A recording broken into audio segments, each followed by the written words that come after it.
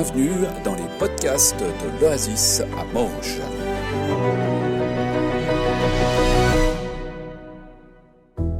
J'espère que vous êtes en pleine force ce matin.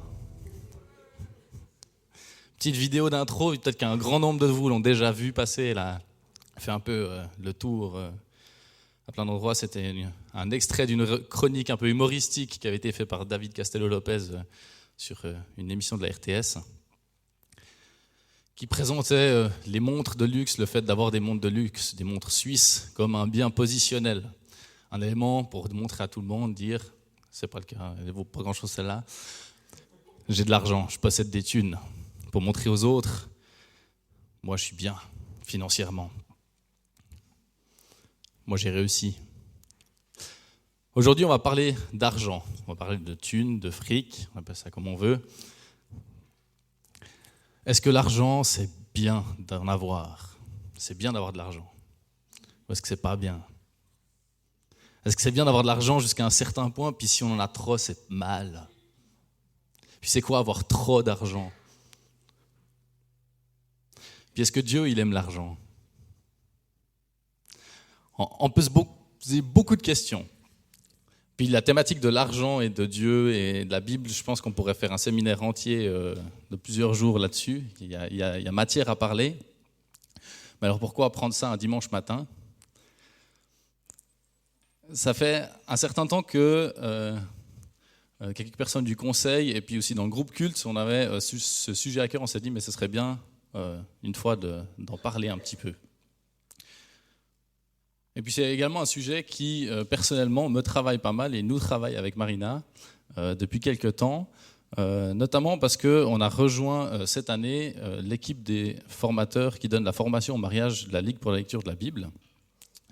Et le premier cours qu'on a eu à préparer et à donner, c'était celui qui traitait de la question de l'argent, de la gestion de l'argent, des budgets, des finances. Donc le fait de s'y plonger, de se poser des questions, d'aller creuser, de devoir préparer un cours là-dessus, forcément ça nous remet en question, ça nous questionne quel est mon rapport à l'argent, comment je gère, comment je fonctionne, comment je donne. Enfin voilà. Ce qui est intéressant, c'est que quand on regarde dans la Bible, et déjà juste dans l'Ancien Testament, on voit que l'argent, les richesses, sont une bénédiction de Dieu. Il y a plein d'exemples, mais entre autres celui d'Abraham, qui avait énormément, et puis Dieu lui a permis, c'était un don, qu'il ait autant de richesses. Mais par contre, je ne suis pas en train de dire, et puis vendre un évangile de prospérité qui dit que s'il est vrai que Dieu utilise l'argent, utilise les richesses pour bénir, c'est pas parce que je suis proche de Dieu ou parce que je vais obéir à Dieu que automatiquement j'ai une garantie qui va me dire tu es proche de Dieu, tu obéis à Dieu, donc tu vas devenir riche, donc tu vas avoir ces bénédictions-là. Dieu a aussi beaucoup d'autres manières de bénir.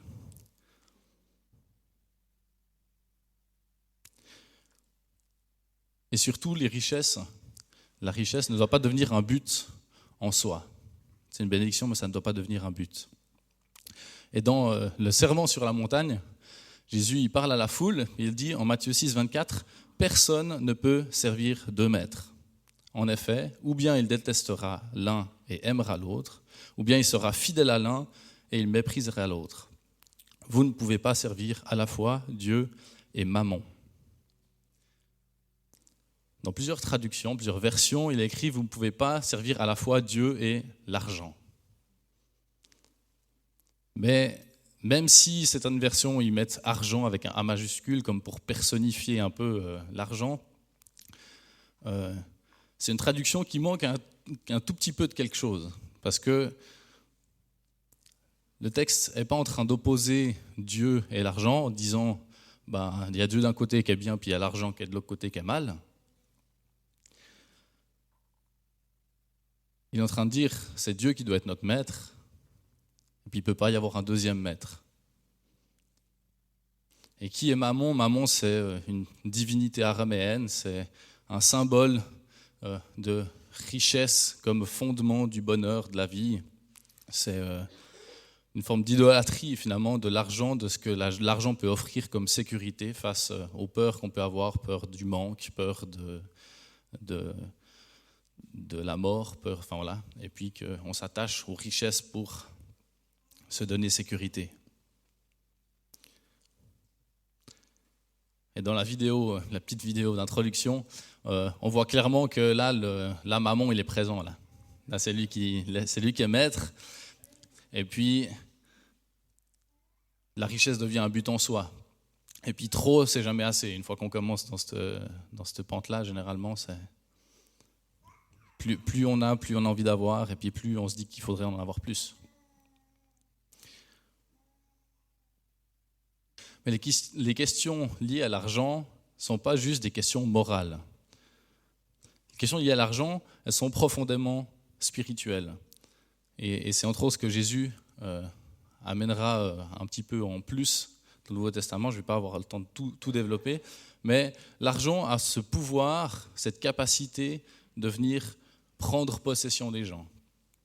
Et puis que s'il laisse trop de place, finalement c'est l'argent qui dirige les personnes plus qu'eux-mêmes. Et le budget de quelqu'un, le budget d'une association, d'une entreprise, le budget d'une église, c'est pas juste quelque chose de terre à terre, mais c'est quelque chose de profondément spirituel. Mon budget, il est profondément spirituel parce que mon budget, il révèle mes priorités. C'est une sorte de portrait robot de mes valeurs. Qu'est-ce que je mets en priorité? Qu'est-ce qui prend place? Dans quoi j'investis? Et c'est pas juste des chiffres dans un tableau. Ce verset de Matthieu 6, que je vous ai lu juste avant, il s'inscrit juste avant tout ce passage où il est dit « Ne vous inquiétez pas du lendemain. Regardez les oiseaux du ciel, ils ne sèment ni ne moissonnent. Votre Père qui est dans les cieux les nourrit, etc. À chaque jour suffit sa peine. » Mais tout ce paragraphe, ce n'est pas une injonction à dire ne fais rien. Parce que les oiseaux, ils sèment ni ils moissonnent, mais ils ne sont pas inactifs. D'ailleurs, je pense que c'est plutôt des hyperactifs, les oiseaux, de manière générale. En tout cas, une bonne partie d'entre eux. Donc, ce n'est pas une injonction à rien faire, mais l'insécurité du lendemain, elle n'envahit pas le présent. Le potentiel de qu'est-ce que sera fait demain, ça n'empêche pas de vivre et de faire aujourd'hui ce qu'il y a à faire et de le vivre pleinement. Et ce texte, il nous invite à entrer dans une attitude de reconnaissance, une attitude où on veut placer notre confiance en Dieu, notre sécurité en Dieu, parce qu'on croit que c'est lui qui pourvoit nos besoins et que c'est lui qui est notre maître, au lieu de placer notre confiance dans la richesse, pour que la richesse nous apporte la sécurité qu'on pense avoir besoin.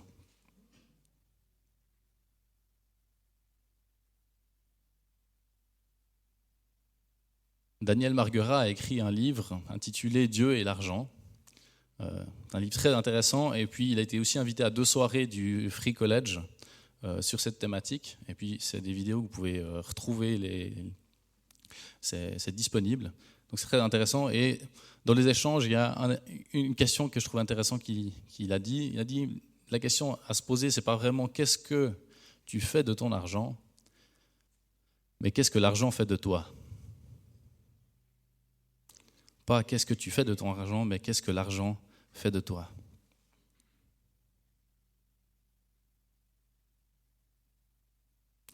Dieu, il n'est pas aveugle. Dieu, il est bien conscient que c'est un défi pour l'homme.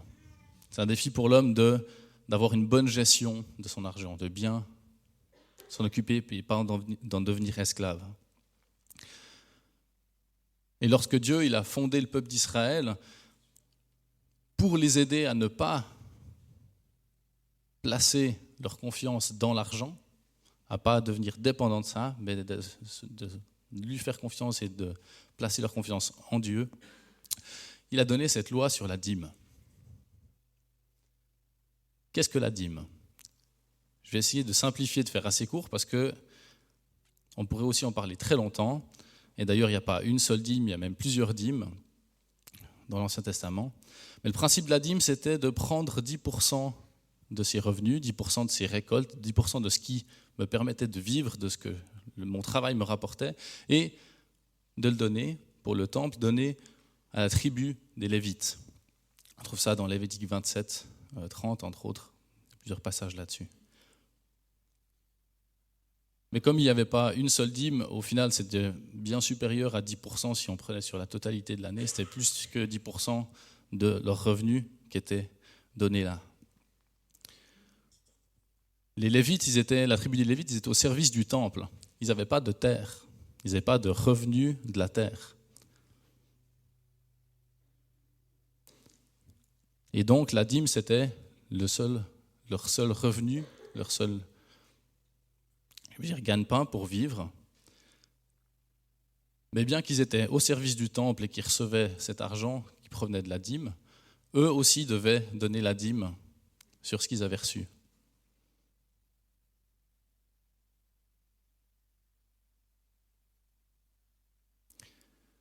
Mais l'argent n'était pas que pour eux.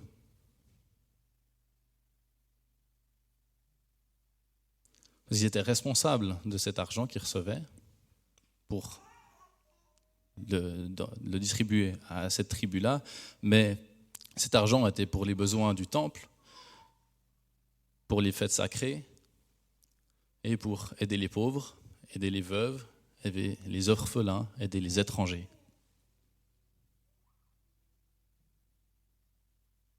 Alors bien entendu, Dieu il a donné toutes ces lois dans un contexte qui est bien différent du contexte qu'on a aujourd'hui, au contexte dans lequel on vit.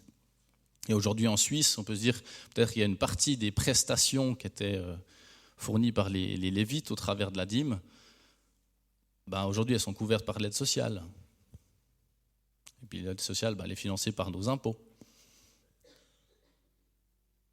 Mais à la fois, on sait très bien aussi que le système, il n'est jamais parfait. Puis malgré les aides sociales, malgré les choses qui existent, les aides qui existent, il y a des gens qui se retrouvent quand même dans le besoin.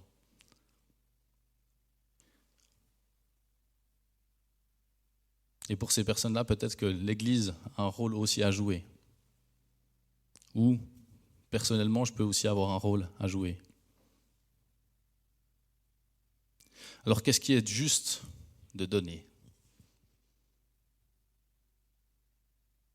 C'est pas à moi, ni je pense à personne, de vous dire combien, quel pourcentage de revenus vous devriez donner comme dîme à Dieu.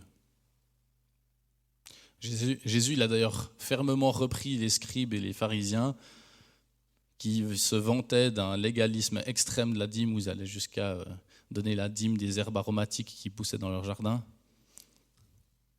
Donc je crois que la question, elle n'est pas sur quel pourcentage exact, combien, à quelle virgule je dois donner, est-ce que je donnais absolument un peu plus, un peu moins, ou plus tant de pourcents, enfin voilà. Je crois que ce n'est pas là le plus important. Le plus important, c'est dans notre motivation à donner. Et je me suis noté trois motivations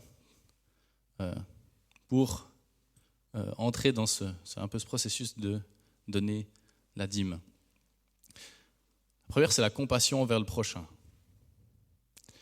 Parce qu'au travers de la dîme, au travers de ce que je vais donner, que ce soit à mon église, que ce soit une œuvre chrétienne, un projet qui fait avancer le royaume de Dieu, j'offre des ressources pour que des personnes soient touchées, impactées au travers des œuvres, des choses qui sont mises en place là où je donne cet argent.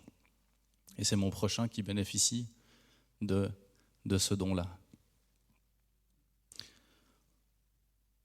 Une deuxième motivation, c'est la foi en Dieu, la confiance en Dieu. En choisissant de donner X% de ce que je gagne, X% de mes revenus, avant de savoir combien ce qui restera à la fin, c'est une marque de confiance en Dieu. C'est une marque de dire, ce texte de Matthieu 6, où il dit, ne vous inquiétez pas du lendemain, je veux croire que tu pourvois, et puis ce que je reçois, j'accepte de t'en donner une partie, avant d'être déjà en train de tout calculer qu'est-ce qui va rester une fois que j'aurai payé ce que j'ai besoin ou ce que je pense avoir besoin pour vivre. C'est reconnaître que c'est Dieu mon maître, et que ce n'est pas l'argent ou maman qui devient le maître. Et une troisième motivation, c'est l'amour pour Dieu. L'argent, une histoire d'amour. Pour ceux qui avaient lu le Memento, ils se sont peut-être posé la question, c'est quoi ce titre ? Il a fallu un peu de temps jusqu'à ce que j'arrive au titre du... Comme motivation, l'amour pour Dieu. L'argent, une histoire d'amour. Et c'est sur ce point-là que j'aimerais m'attarder un tout petit peu. Lors du culte de baptême qu'on a eu le 15 octobre, je vous avais parlé d'un livre, Un mois pour aimer l'essentiel, que si vous voulez jeter un coup d'œil, vous le procurez, je vous encourage, c'est un super bouquin. Et j'ai découvert une perle dans ce bouquin sur le lien entre l'argent et l'amour pour Dieu. Tout ce texte reprend et disons, le fil rouge, c'est un petit peu ce texte où Jésus répond à la question d'un scribe de la loi qui dit « Mais c'est quoi le plus grand commandement ?» Et il dit « Tu aimeras le Seigneur ton Dieu de tout ton être, de toute ta pensée, de toute ta force, et ton prochain comme toi-même. » Mais qu'est-ce que ça veut dire aimer Dieu de toute sa force ? Aimer Dieu de toute sa force. De toute sa force, ça implique de l'action. Enfin, je ne sais pas comment vous imaginez, si on vous disait, vous devez imager, faire un Pictionary, vous devez dire la force, imaginer la force. C'est pas très statique, quoi. Ça bouge, il y a de l'action. On pourrait même dire qu'il y a de la transpiration. La vie de foi, ça ne se limite pas à une attente, une crainte, un temps de méditation, de pensée, de recueillement. C'est aussi une vie d'action, une vie de foi où l'amour est en action. Aimer Dieu de toute sa force, ce n'est pas juste s'efforcer à ne pas faire ce qui est mal. Une vie de foi, c'est aimer Dieu de toute sa force, et c'est bien plus efficace, c'est de s'efforcer à faire les choses qui sont bonnes, qui sont bien pour le royaume de Dieu. Et c'est d'ailleurs bien plus captivant de se dire je me lance à faire des projets qui sont pour le bien que de juste se dire bon, je ne dois pas faire ça, je ne dois pas faire ça, je ne dois pas faire ça.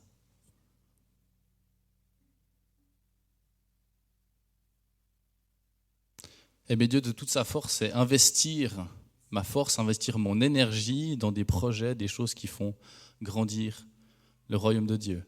Et là, peut-être quelqu'un me dira, c'est beau en théorie, mais bon, j'ai pas que ça à faire dans ma vie, parce qu'il y a boulot aussi.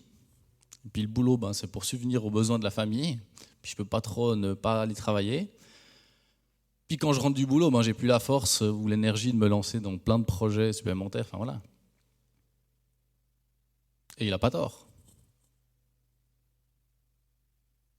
Alors comment faire ? Aimer Dieu de toute ma force, de toute mon énergie, c'est aussi l'aimer avec l'argent que me rapporte mon énergie. Dieu m'a permis de toucher un salaire grâce à ma force, grâce à mon énergie, grâce à la transpiration de mon travail. Je peux lui témoigner ma reconnaissance, mon amour, en lui donnant une partie de ce que j'ai gagné, de cette force, de cette énergie que j'ai déployée. Et j'aimerais vous lire une petite phrase de Gilles Geiser qui se trouve dans ce livre. Si tu utilises 10% de ce que cette énergie te fait gagner financièrement pour les redonner à des ministères ou des œuvres qui favorisent ce que Dieu aimerait voir fleurir sur la terre, alors tu participes de toute ton énergie à cette adoration. Je vais relire une fois.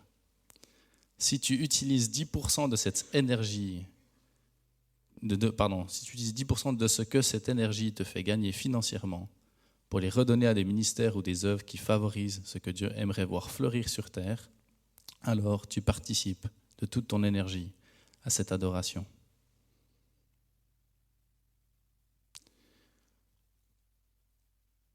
Je trouvais cet éclairage très intéressant et Pour moi, on peut voir la dîme aussi d'une nouvelle manière et se dire, si je pratique la dîme,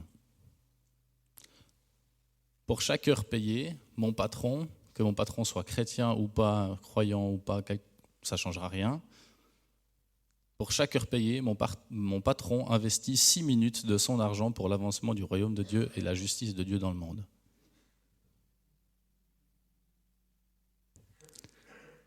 Pour chaque heure payée, mon patron investit 6 minutes de son argent pour l'avancée du royaume de Dieu et de sa justice dans le monde. Ce qui fait environ 48 minutes par jour, environ 4 heures par semaine.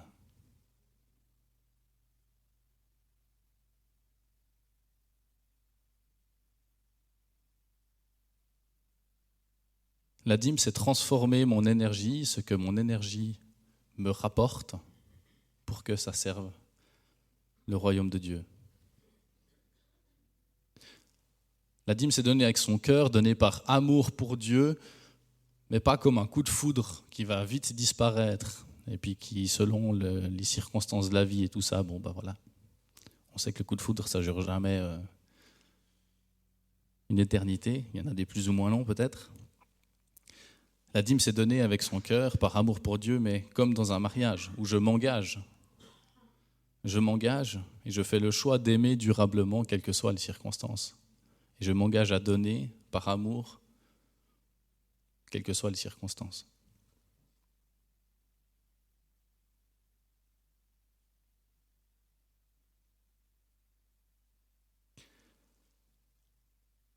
Pour terminer, j'aimerais vous inviter qu'on puisse prendre un temps de réflexion, de prière. Que chacun puisse librement ouvrir son cœur, qu'on se laisse visiter par Dieu aussi, que le Saint-Esprit vienne éclairer nos vies, visiter notre générosité, renouveler nos cœurs, notre façon d'aimer, notre façon de lui dire « je t'aime », aussi au travers de notre argent.